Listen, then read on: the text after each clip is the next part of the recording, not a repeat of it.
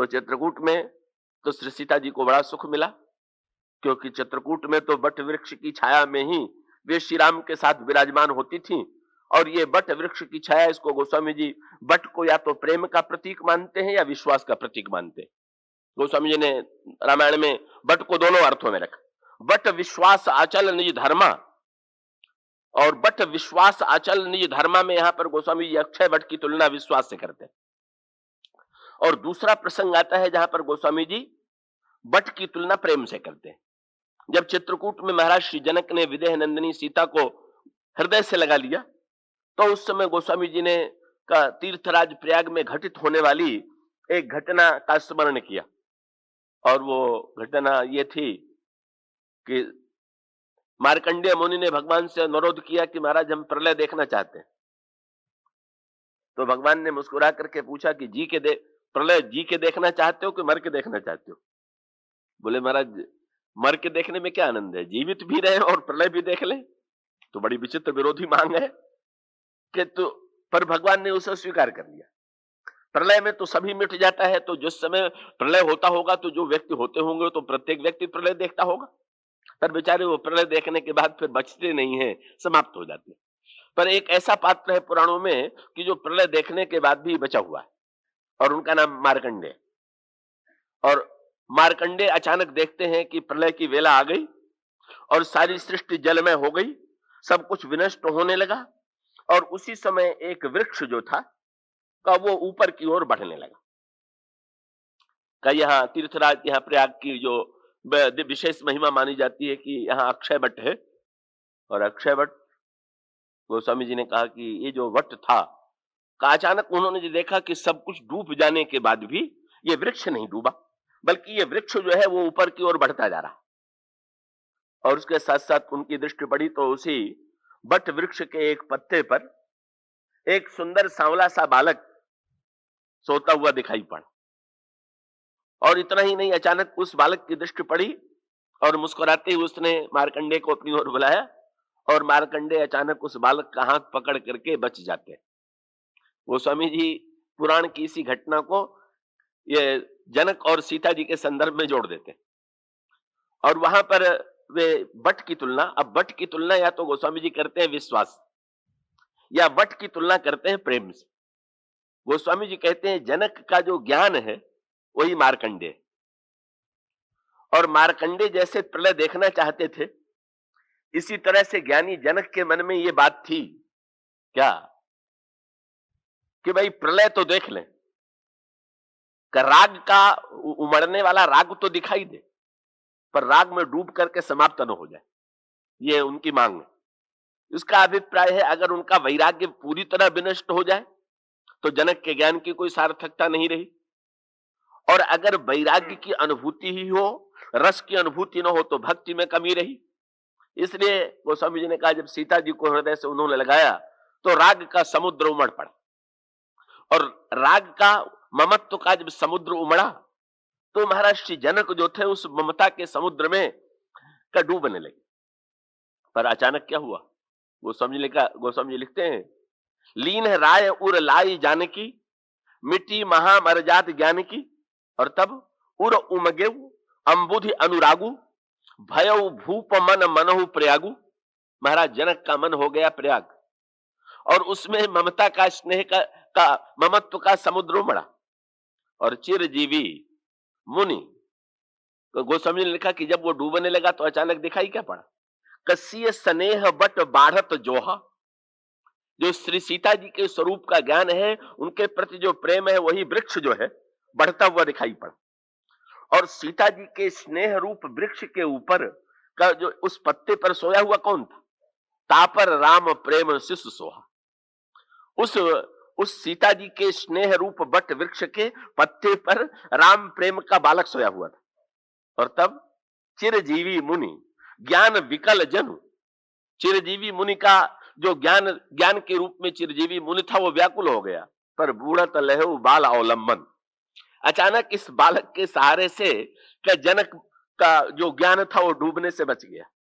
अब इस रूपक की इस दृष्टांत, इसकी व्याख्या क्या की जाए तो बड़ा विलक्षण ही रूपक है गोस्वामी जी।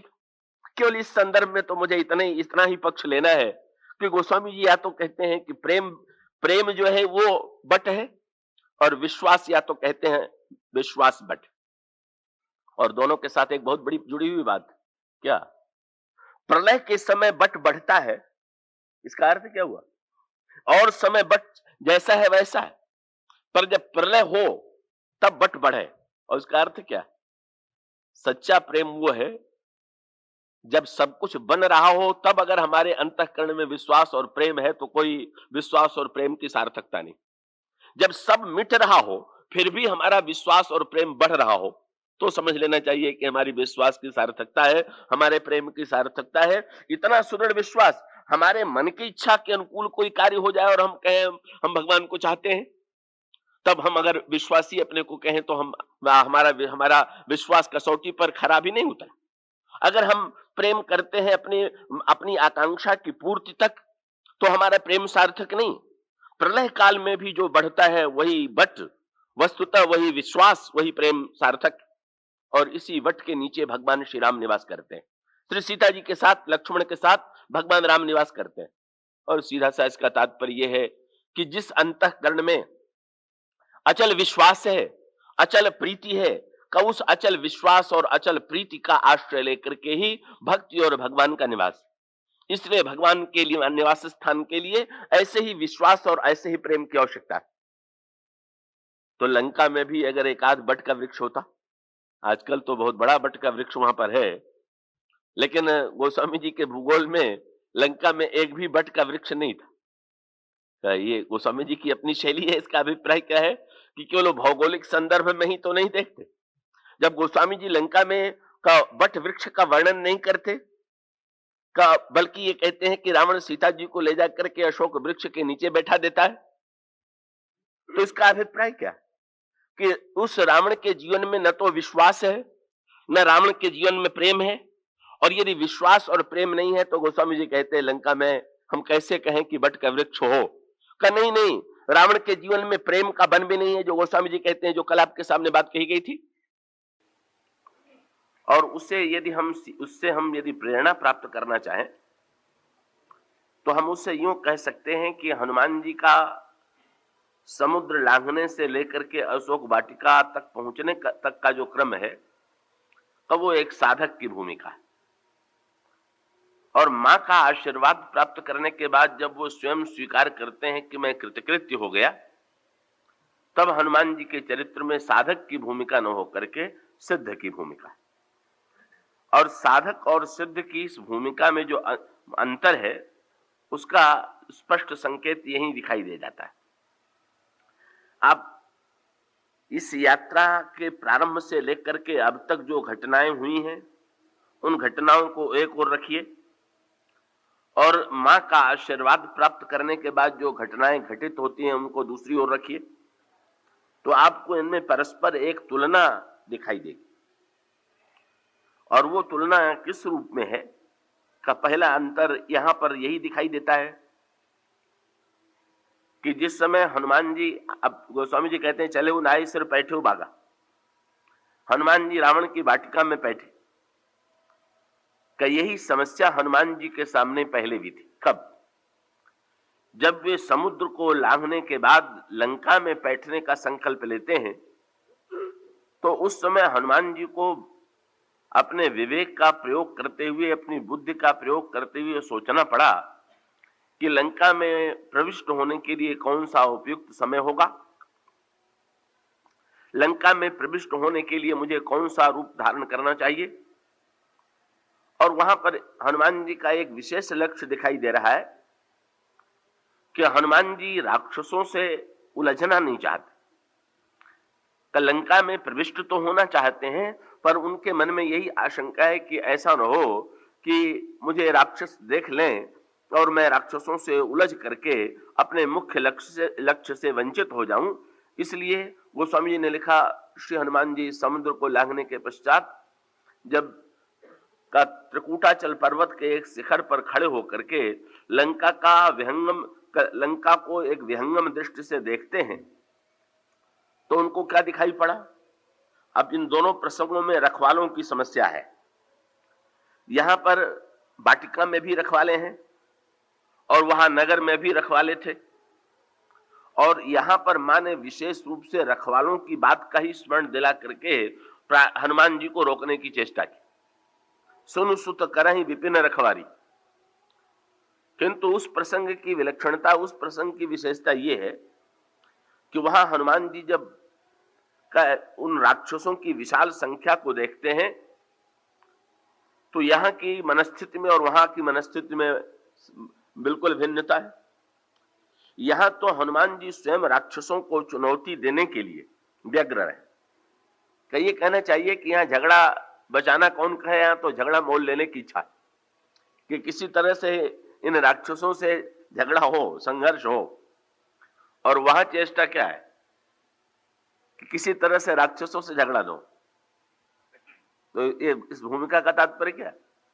साधक की भूमिका ये है कि जब वो अपने पथ पर चलता है तो उस समय वो दुर्गुण दुर्विचारों से जानबूझ करके उलझने की चेष्टा नहीं करता, अपितु तो दुर्गुण दुर्विचारों से बचने की चेष्टा करता है।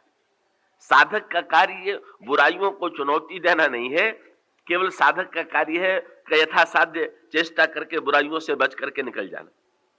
कई इसलिए वहां पर हनुमान जी जो ही देखते हैं इतनी बड़ी संख्या में राक्षस पहरा दे रहे हैं तो बड़े बुद्धिमान।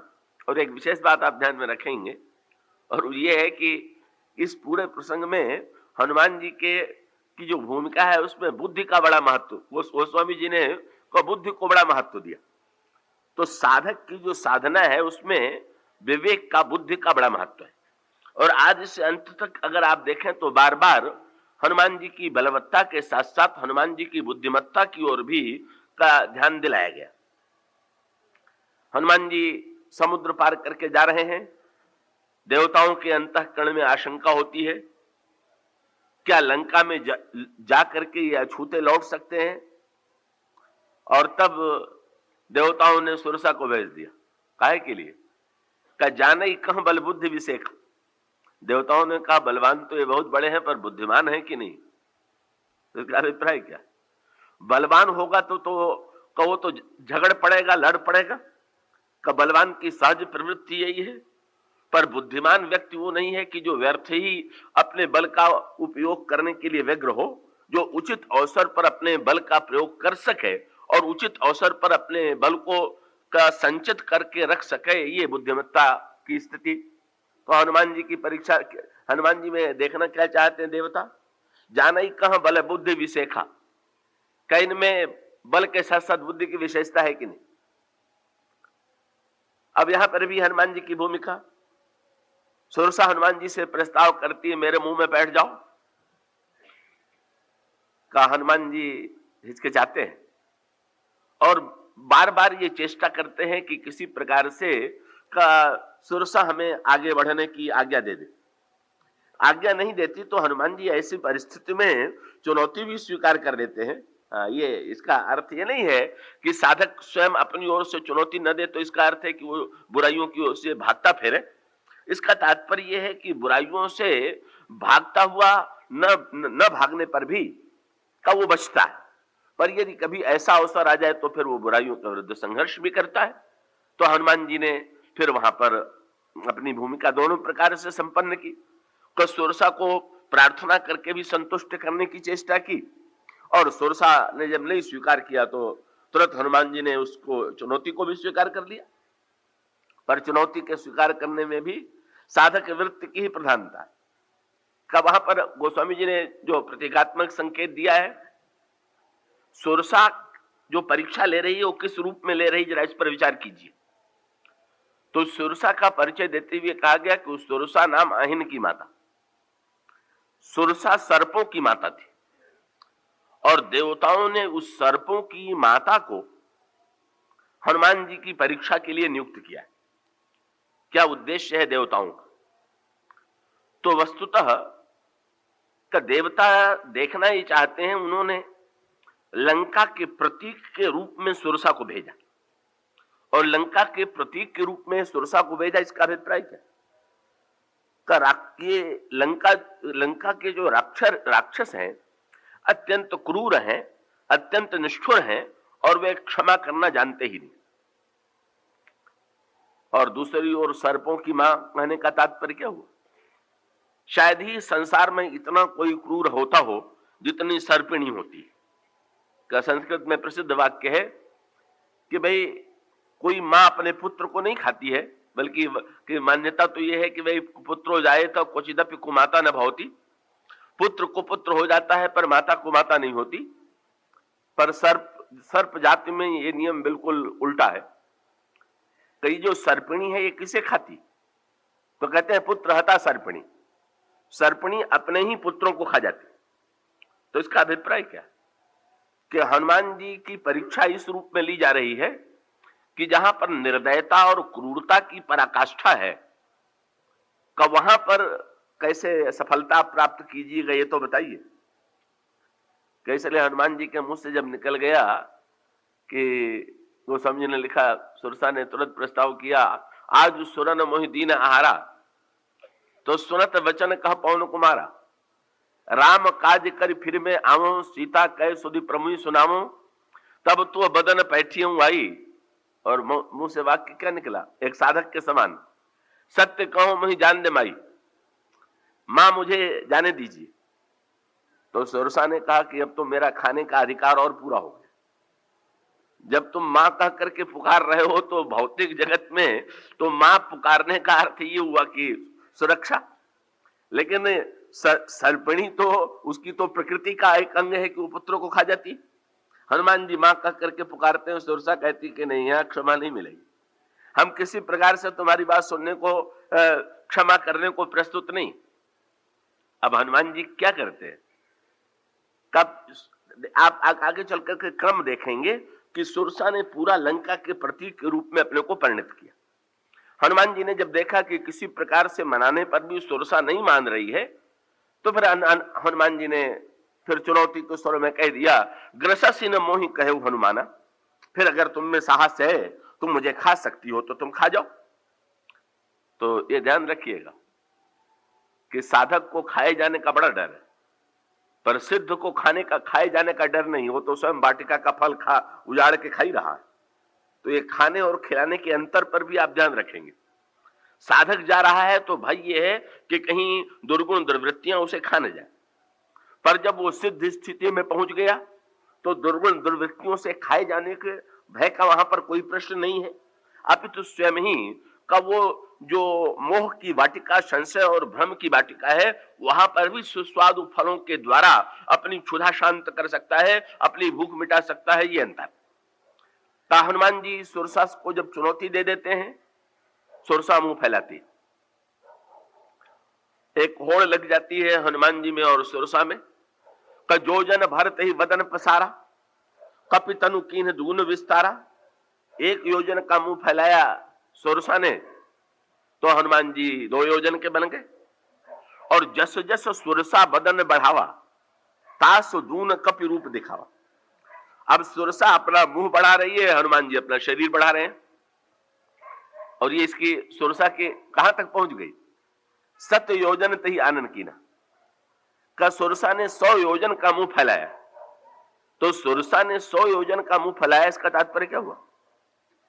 क्यों तो हनुमान जी लंका में कैसे बैठेंगे इसी की परीक्षा तो लेना चाहती है कि लंका में बैठ करके फिर निकल करके आ पाएंगे कि नहीं आ पाएंगे। और लंका का जो भौगोलिक माप बताया गया है वाल्मीकि रामायण और अन्य ग्रंथों में, तो ये कहा गया 7 योजन विस्तीर्णा लंका नाम महापुरी। ये महापुरी लंका जो थी ये 400 कोस में फैली हुई।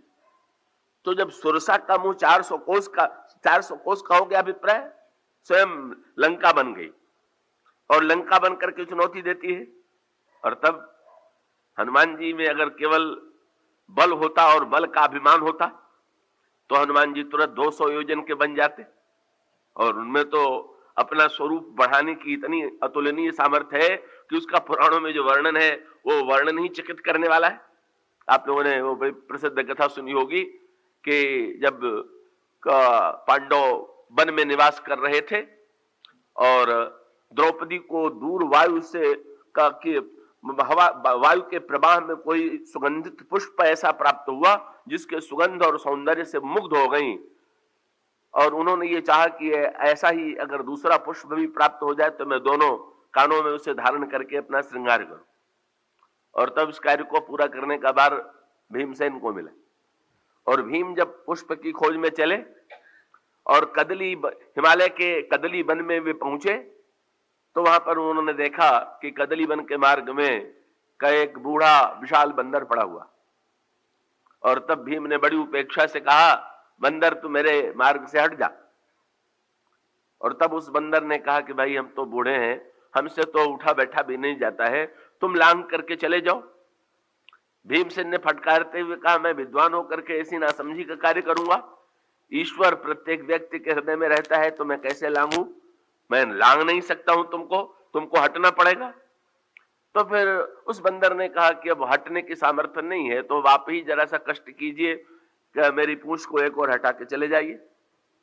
पर महाभारत काल का सर्वश्रेष्ठ योद्धा जब उस बंदर की पूंछ को हटाने की चेष्टा करता है तो पसीने पसीने हो जाता है, और बाद में तो उसे ऐसा लगता है कि जैसे का मेरा प्राण ही चला जाएगा। और जब इस प्रकार से वे असमर्थ पाते हैं तब उनका ध्यान इस ओर जाता है कि कहीं ये साक्षात हनुमान जी ही तो नहीं।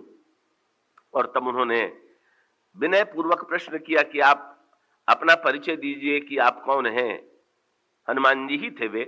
हनुमान जी ने अपना परिचय दिया। तो उस समय वार्तालाप में हनुमान जी ने प्रसन्न होकर के भीमसेन से कहा, तुम क्या चाहते हो?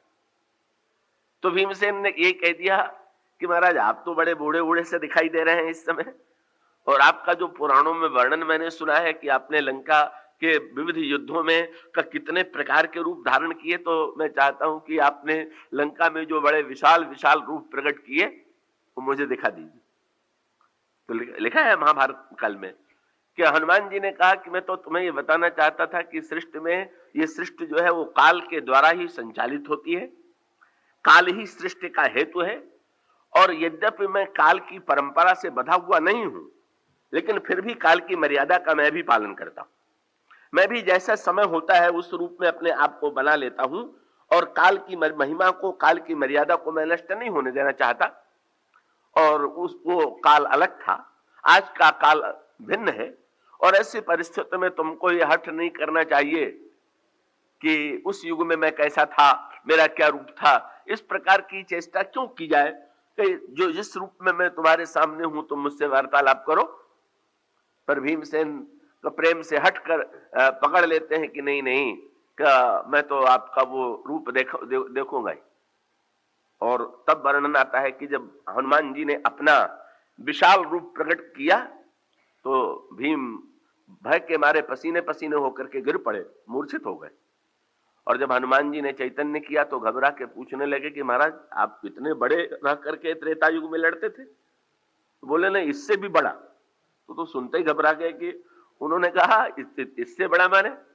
और मेरा तो जितना बड़ा संकल्प है, कब उस अमाप संकल्प के अनुकूल मैं अपने आप को चाहे जितना बड़ा बना सकता हूं, ये मुझ में सामर्थ्य। तो इसका अभिप्राय क्या कि व्यक्ति सीमा में गिरा हुआ है और हनुमान जी ने असीम ईश्वर से अपने को एकाकार कर लिया है। तो जिस तरह से असीम ईश्वर है उसी प्रकार से वे भी अपने संकल्प से उतनी ही असीमता स्वीकार कर सकते हैं। पर उन्होंने भीम के समक्ष अपना रूप प्रकट किया और भीम की दशा हुई। भीम का हनुमान जी के चरणों में प्रणाम करते हैं, उनका आशीर्वाद प्राप्त करके लौटते हैं, ये वर्णन आता है। तो हनुमान जी में तो ये असीम का रूप बढ़ाने की सामर्थ्य है, अतुलनीय क्षमता है, जिसको भीम जैसा योद्धा देख नहीं पाता। सुरसा ने 100 योजन का मुंह फैलाया तो हनुमान जी के लिए क्या कठिन था, वो 200 योजन का शरीर बना लेते। लेकिन वैसा वर्णन आता है गीतावली रामायण में कि हनुमान जी जब समुद्र पर पुल बांधने का प्रसंग आया तो हनुमान जी ने उसमें भगवान राम से एक प्रस्ताव यह भी किया कि पुल बंधवाने की जगह अगर मैं ही समुद्र पर लेट जाऊं और मेरे ऊपर ही सारी सेना पार हो जाए तो कैसा रहेगा, कि ये भी तो एक मार्ग हो सकता है। इतना विशाल विग्रह है। ऐसी पौराणिक कैसे पौराणिक कथाएं, ऐसे आख्यान प्राप्त होते। पर हनुमान जी का यहाँ क्या, हनुमान जी की भूमिका यहाँ पर क्या? जो ही सुरसा ने 100 योजन का मुंह फैलाया, हनुमान जी 200 योजन के बन जाते। होता कि सुरसा हार गई, लेकिन हनुमान जी ने ऐसा नहीं किया।